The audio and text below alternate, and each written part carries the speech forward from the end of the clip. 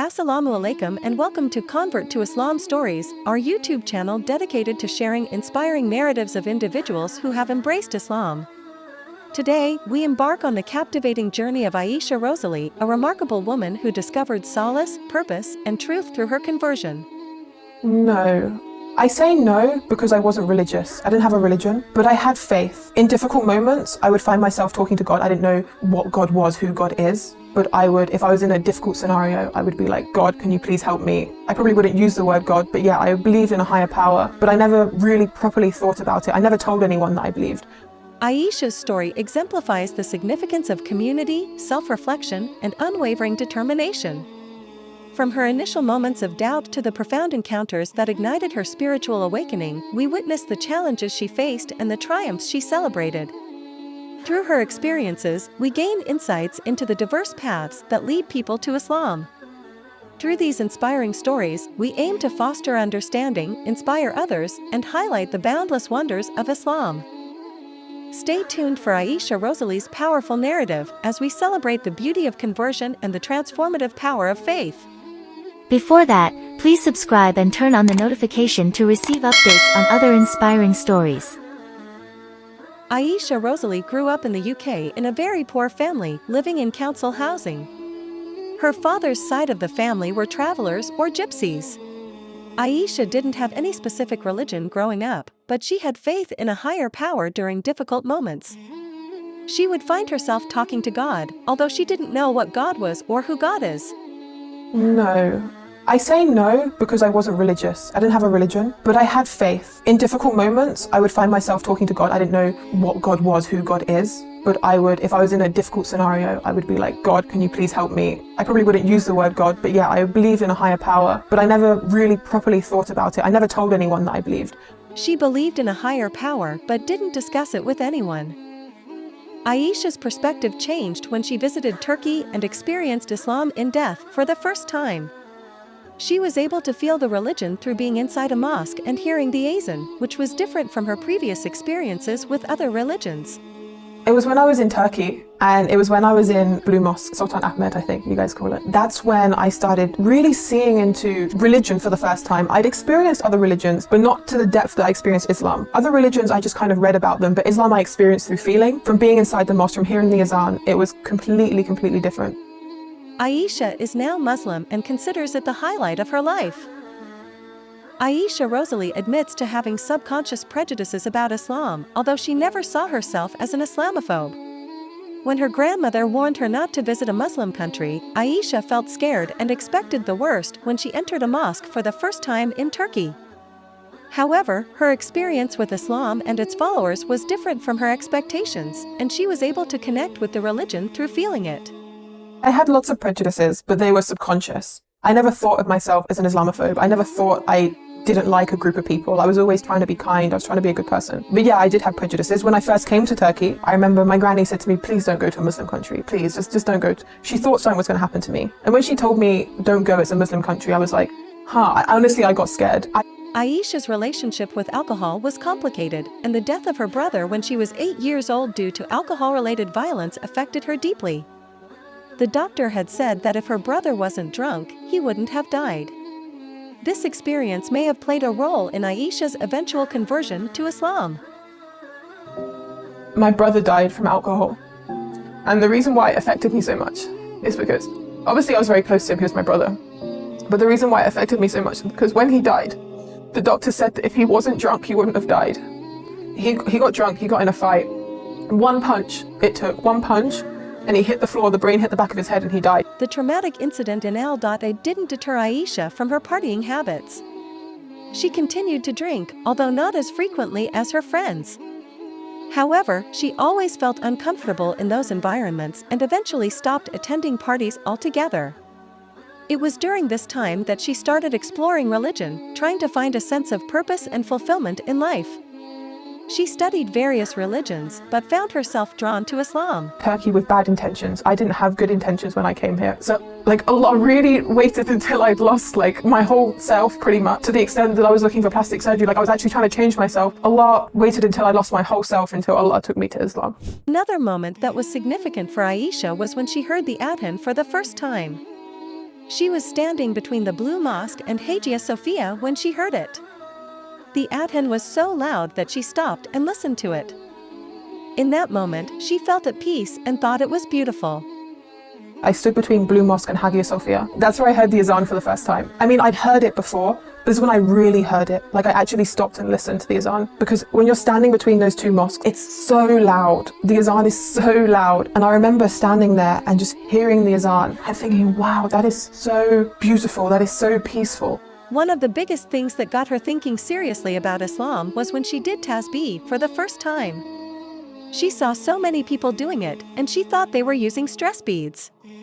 But when she learned the meaning of the words they were saying, and she started doing it herself, it was a special moment for her.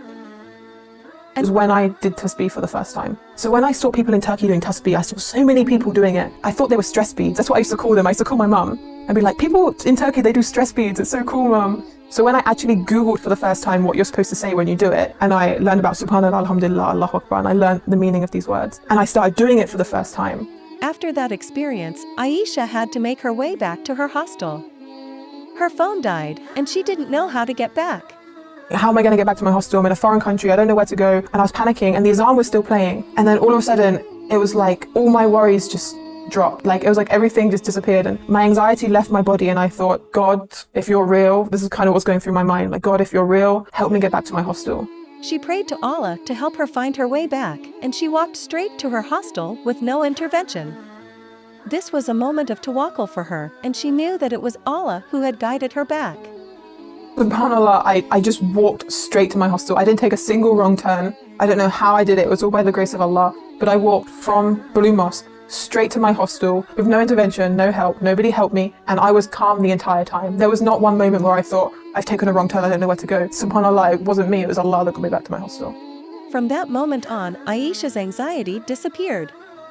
Before becoming Muslim, she spent a lot of her time worrying and feeling anxious. But once she discovered Islam, it was the remedy to her anxiety.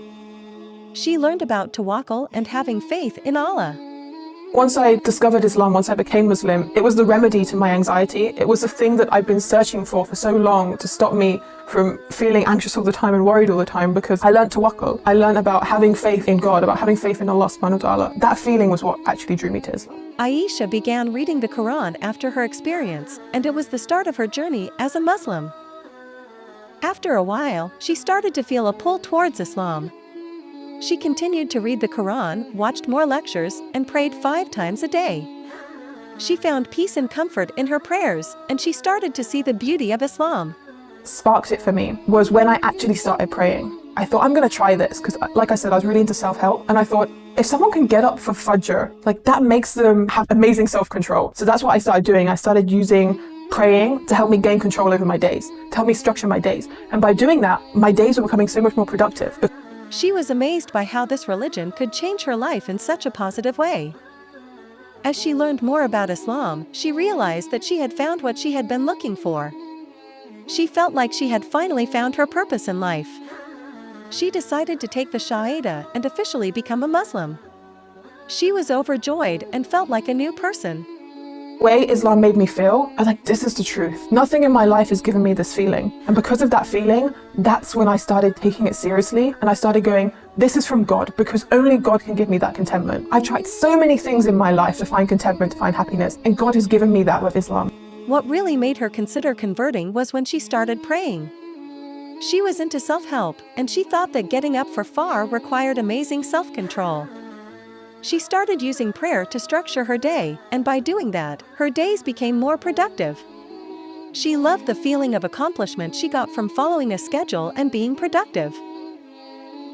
Praying to help me gain control over my days, to help me structure my days. And by doing that, my days were becoming so much more productive, because I would plan between Fajr and Zuhr, I would do this, this, and this. And between every prayer, I planned all these things, and I was being so productive with this schedule. I couldn't believe it. I loved it. When Ramadan came, she decided to try fasting. Her mom didn't approve, but she did it in secret. She couldn't believe that she was able to complete the fast, and it was during this time that she started to feel the actual belief in Islam. It stopped being about gaining something for herself and became about Allah. She was focused on fasting, praying, and learning about Islam. The more she learned, the more she felt that this was the truth, and it gave her a feeling of contentment that she had never experienced before.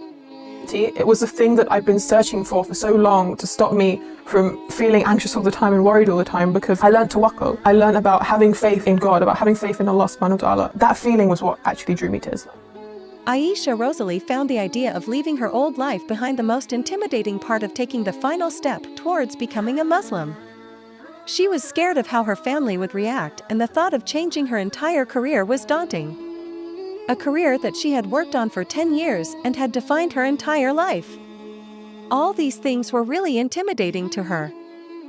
Aisha didn't take Shahada in a formal way, but she did it during COVID lockdown in her living room. She cried the entire night and did the Shahada multiple times because she was worried she was doing it wrong. I cried pretty much the whole time. If I remember rightly, I did it over and over again because I was worried that I was doing it wrong. So I kept doing the Shahada over and over again because I couldn't get the words out, and I was crying so much, and I was like, okay, I'll take a breath and then I'll try again, then I'll start crying. So I did my Shahada technically multiple times. The feeling was like finding her purpose. She had always been bouncing between things, never completing anything, always confused about where she was going and why she was here. But when she took her Shahada, she knew that was it. She could leave that kind of bouncing behind. As a non-Muslim, everything was difficult and a burden because she didn't know why it was happening. But as a Muslim, she was given a set of morals and guidelines to follow, and the goal towards Jannah became clearer. Knowing where she was going and what she was going to get at the end of it made her life easier to live.